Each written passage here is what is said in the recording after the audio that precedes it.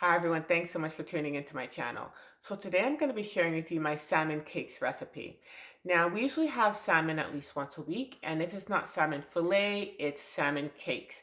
And I'm making these salmon cakes out of canned salmon, which is as nutritious as salmon fillet, but it's much more budget friendly.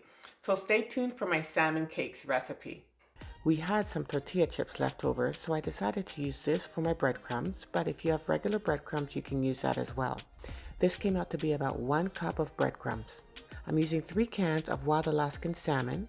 I've drained off most of the water and put the salmon in a bowl. Next, I'm adding the breadcrumbs, or should I say tortilla crumbs, to the bowl. This is 1 diced scallion, and this is a garlic puree that I make. I use garlic and olive oil pureed in a food processor. I'm adding about 1 tablespoon of this, but you can use garlic powder instead. I'm mixing everything together, making sure that I have small pieces instead of the big salmon chunks. I've added a dash of cayenne pepper, a dash of turmeric, 1 tablespoon of oregano, and I'm mixing again. So I'm using 3 eggs for this recipe. I'm adding 2 eggs and mixing them in, and then adding a 3rd egg and then mixing well. And now it's time to form the salmon cakes. I'm scooping up about half a cup of the mixture into my spoon and forming them just like you would burgers. So the 3 cans of salmon made 13 salmon cakes. I've turned my stove on medium heat and added some avocado oil to it.